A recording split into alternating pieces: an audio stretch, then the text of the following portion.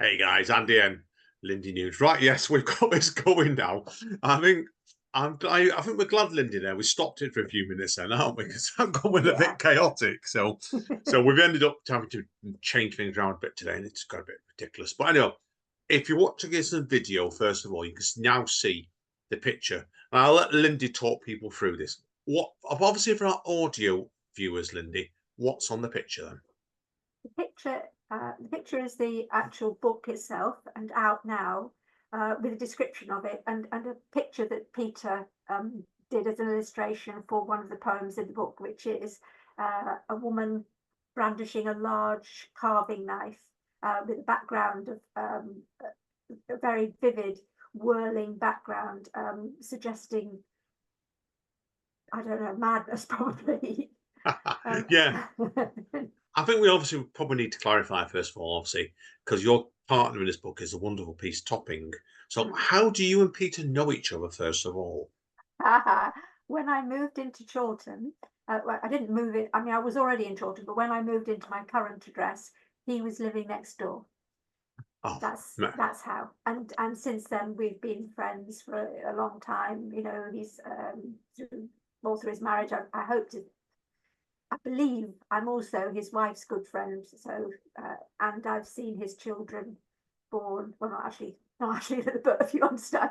But yeah, I've seen them be born and go through their childhood. So it's great. Yeah, we're oh yeah. really good friends over a very long time. Well said. I only met Peter for the first time actually at your book launch. I'd known of him for some time actually, but I mean, one of the people I'd heard of. I spoke to him on Facebook, never met him. So, now, obviously, where did the idea for the collection come from? It was Peter. I think he was just fed up of me not doing anything or not pushing myself, and he set up. He used to be the director of the Arts Festival Chorlton. Last year, he took a step back, and all he did was renew the virtual art exhibition, which is online. It's really interesting to see.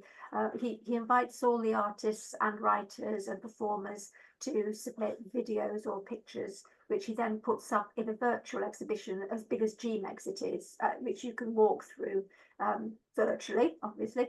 But I send him a poem, and he just decided he'd like to illustrate it. So he did that, and then he thought, well, if I'm illustrating this, where are some more poems of yours that I can illustrate? So he just pushed me until I finally, yeah, It's let him almost have. like to something like to eventually crumbled, isn't it? Basically, so you Exactly, crumble to his exactly. unrelenting pressure. So, yeah. No said it. He's done some fantastic pictures here, and I know he told me at your launch on this one, and obviously in the Royal Oak a couple of weeks ago. Like some of these were a mixture of pictures, weren't they? Was it some were digital paintings he did, some Yeah. were AI, and what else did you tell me? There's something else you did as well. Photography, and That was it. yeah, because he does all sorts of, but he's only just discovered AI, so he's having a real party with that. But yeah, he worked as a graphic artist. That's how he started his career. Then he went into exhibitions management, hence why he became Chorlton Arts director. But now he's doing a lot more art. In fact, if you go around quite a lot of the cafes and pubs in Chorlton, you'll see work by Peter on the walls. Yeah, he's known for that. Certainly, I've seen a lot of his work. So, and when we saw this on the billboards on your launch, I knew straight away this is Peter's style straight away with some of them. Yeah. So Yeah. now I said it's only quite a slender little book, this, but it's wonderfully done, and the poetry's exquisite from you, and the Peter artwork's amazing. So, was it quite a difficult process to select what poems went in this book for you? Because I know some of them date back quite a while, don't they? As well, your poetry. They do. It wasn't simply because I was trying to get rid of Peter. That's not true. Don't tell him I said that. delete, delete. No, I just wanted to get it done with because it was pressure, and it wasn't initially pressure that I welcomed. Although I am very glad now that he did push me to do it, because it's getting a really good reception. It's Chorlton Bookshop have sold a few copies. People are being very complimentary about it. So I'm really pleased that he did. But basically, what I decided was give him a selection of poetry and flash fiction that's already been published. So there's no there's no worries that I'm going to submit it somewhere else, or that somebody else picks up at something and says, oh well, no, it's already somewhere. And it also, in the end, it gave, as you say, it dates over a long, quite, some go back quite a way to when I first started really getting published. And it gives an idea. It's a mixed bag. It gives an idea of the range of stuff that I've been doing. And next time I'll probably have a theme, or proper, like a pamphlet where there's usually a theme, or either in the structure, like all sonnets, or it's all about war, or it's all about who knows. But yeah, so it wasn't too bad. I just went through my whole thing of what has been published and tried to find one or two of each type of genre. So a couple about my brother, a couple of more humorous ones, a couple of flash fictions as opposed to poems, and so on. Brilliant. Yeah. Did you find when you're working with Peter like this, did he surprise you a lot with the art, some of the ideas he came up with for artwork? Yeah, he did, because sorry, shall I stop share now, or shall I leave that Yeah. on? I think we'll go back to me and you. Yeah, if you stop sharing, yeah, because people who are watching can see now quite clearly anyway. So Okay, yeah, yeah, I was, and that was the good thing as well, because I wouldn't have necessarily chosen at first some of the pictures. We did have not an argument, but there were a couple that I said that's not quite, doesn't quite hit what the poem was about, and so he changed them, and the second version was absolutely spot on as far as I was concerned. So yeah, but the brightness and the presentation came as a surprise. Yeah. yeah, like it was if people came to your launch, which if it didn't come to your launch, it should have done because it was amazing. And it also helped that like Amanda, my wife, was reading and she was superb. But anyway, so I'm going to say She that. was excellent. She got a really big round of applause, and well Yeah, deserved as well. yeah, I'm glad I recorded part of this, and I'm glad I recorded part of yours as well. People can find online as well. Yeah, but did you find when you saw those big billboards that Peter came along? He did them big boards, didn't he? Like it was absolutely. They would have worked about themselves. They were when I saw them. I've still got them because he's not got room in his house to keep everything, so he's brought them round to me. So I've now got all these bloody. Okay, the banners they fit into bags with holding straps and everything. But yeah, I don't know what I'm supposed to do. He says, well, if I do another reading or something, I can take, not all of them though. It's because he was an exhibitions manager back in the day, and so he believes in doing everything, like gifts and T-shirts and banners, and yeah, the lot. Oh, well, I saw your face in the exhibit on we did the launch and that. They was looking and thinking, heck, like, I know. well, I think we should tell people about your launch anyway, because I think it's worth mentioning anyway. You did a launch at the Royal Oakcom. Was it end of June? Wasn't it? If my memory is correct. Yeah, it was. So It was a week ago last Sunday. Yeah.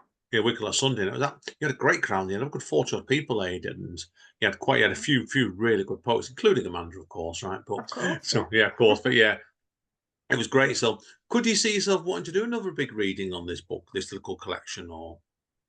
I might do. I mean, yeah, I was very lucky in that the poets that I asked to come and help by being part of it, all but one did turn up, and they are very good. I mean, I've known them on the scene, on the Manchester poetry scene for quite some time, different amounts of years, but enough years to know how good they are. So Lynn Walton, for example, very funny. Mel Needs also, Alice Spencer, Paulina Maboya, who has her own collection out at the moment, which is excellent. So yes, it was.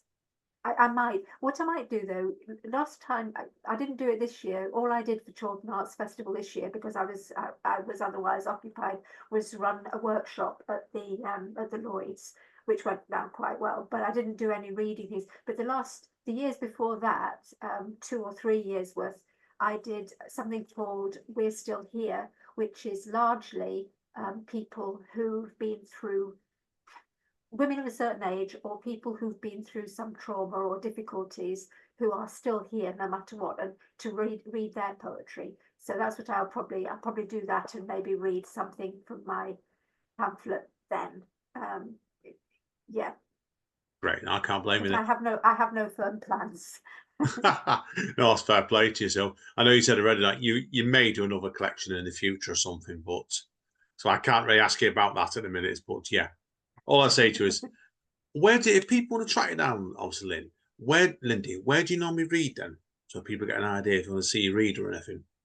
Yeah, Speakeasy at Dulcimer, Manky Poets, which now is at Withington Library. Both of those are once a month. Sometimes at Word Central, which is again once a month at Central Library, run by Paul Neves, and Flapjack Press. Where else? I've already said Speakeasy, haven't I? At Yeah, Dulcimer, we went right, Speakeasy again. Chorlton. Yeah, Speakeasy Yes, Dulcimer. mention Yeah. Speakeasy again and again. But yes, there's, I mean, and various bits and pieces, but those are the main ones, and they're only once a month. Yeah. No, brilliant. Have you found, and obviously, I'm just interested to learn this before we tell people where to get your book from. Since you started going to nights more regularly, has it influenced your work, do you reckon, or made you think about things in different ways? I think it has. I think it's made me think more about how the spoken word works. Which, I mean, it's silly that I haven't before, because I did performing arts at college, and I did actually a unit called Stand Up, and another unit about Oh, dear. clowning and mask work. Yeah. So Oh, I should, but I do suffer. I'm not an extrovert really by nature, so every time I do something like that, I have to put myself. Not only do I have to be the clown or the the performer, but before I even be that, I have to be I have to make myself to the sort of person who is a performer. And so there's like two steps instead of just one. So it's a bit of an effort. yeah, I think it is. Whatever it looks like, it shocks people though. And I'm quite quiet in some ways, and you get me Yeah, like, yeah, you know what stuff I do, and I have people saying to me, "You're the most loudest people we know." I thought, no, I'm not. You do. It's like you're having to like step out your comfort zone constantly, aren't you? Just to go on yeah, stage, I think, to read. And yeah. like you, for example, like I know you've wrote a lot of pieces about your brother and stuff like that, and they're very, very beautiful pieces. So I was Oh, yeah, thank you. tell us about that, because I think people should know about that, because that's one of your big themes in your work with your brother anyway. Yeah, I've written quite a lot of poems about it. He died Christmas Eve 2021, was it now, or 20? I lose track of time, to be honest, but he was a triathlete, a Royal Marine, youngest or second youngest serving in the Falklands. Um, and then he came back and he wanted a career doing artwork and that sort of thing. He had a store on Camden Market. He had a store outside the Royal Academy of Art, and he was trying to get it together like that, and trying to keep fit, all of those things. But then he started having problems, and nobody knew what it was. I moved him up to Manchester to kind of keep an eye on him, got him into social housing, still didn't know what it was. And then flukily, I took him to his GP appointment, and it wasn't his normal GP, it was a locum. And the locum said, I think we'll send you for an MRI scan of your brain. And that's what they did. And that's when the diagnosis came, which was MS. And he'd clearly had it for quite a long time. And I'm angry about it as well, because he told me that he'd been to see people in London and they'd done an MRI on him then. The results of that had disappeared from his medical notes, as very often happens when you move area. But they had told him that they'd seen some sort of shadow in his brain, and that was probably the start of it, or close to, but he wasn't diagnosed then. So It's bad news, because I've come across a case like that before, when you get like a major health condition discovered by chance, and like normal medical people, because they know you, think they just ignore it. And I'll tell you a story about some point. My dad, I got registered with diabetes. It was farcical, that was, but that's a story. I can write a comedy. I can write a comedy on that one. But yeah, he said, yeah, no, it's because you. Anyway, here's your piece about your brothers. The most beautiful stuff, and the most beautiful piece I've heard now. And they always bring a lump to my throat when I hear them. That's why I want people to tell you the story about. So there's not a lot else I want to ask you today, anyway. So what we'll do is we'll do what I term as the hard sell, right? Which is not really. But where can people get hold of your collection? Right, so they can get it online. I think I'll try and share again. I'm not sure whether I still can. Hold on one moment. I'll see if I can. Looks like I'm going to be able to. Yeah, There we you are. can get it online. So there's a QR code there. But it's www.pubbooks.co.uk online. We've had a couple of orders online already, but otherwise, Chorlton Bookshop do have copies. Brilliant, yeah. Go check out Chorlton Bookshop. Now, what you wouldn't know, Lindy, is my actual debut novel has a big cameo in there of Chorlton Bookshop, and they don't know about that. Yeah, it does. It does. I'll tell you about that in a minute. Yeah, it's just I've never been in the shop once, but it's a case of I know my debut novel is most set in Chorlton at a certain period, and I thought I'll put the bookshop in at the end. So, Yeah, well, you should get copies there because I wanted. I mean, I've been going in that bookshop for years and years, and I know the people who run it. And I asked them a few months ago. I said, how many books have you got in this bookshop by people who live in Chorlton? And it was amazing. You know, Rosie. Oh God, lost her name now. It'll come to me. Rosie Garland. She lives in yeah, Chorlton. Yeah, another Rosie who's just about to have her historical novel published. She lives in Chorlton. There are about 6 or 7. A best-selling children's author lives in Chorlton as well. We're very arty yeah. lot. So you need to get in there, I definitely. need to speak to them. I'll speak to you later on. We'll get some contact details, definitely. So I know. Oh, lastly, Lindy, obviously, if people want to speak to you on social media, where do you recommend they go? Well, I am on Facebook under my own name, so that's easy enough. I'm on Twitter, but not only just a little bit on Twitter, and that's it really. I do have a website, but that's under reconstruction. Another friend, I'm very lucky in the artists I know. Another friend of mine who is also an artist wants to take over and try and make me a better website, and also wants to illustrate some of my work. So more pressure. Oh yeah, important like that. He's got his own exhibitions and things going on, so he's quite happy to let it just Yeah. vegetate for a Oh, while. you can't. Good luck with definitely. So hopefully, look forward to seeing a full collection of yours someday. Definitely. So Thank you. anyway, guys, girls, we're gonna wrap up part 2 here. It should have been part 1. There's some other technical problems we've had for the podcast. This, but when we come back in 2 shakes of the dice, Lindy's going to do a few poems for us from this collection. And take it Thank me, you. tremendous. So see you all in 2 shakes of the dice.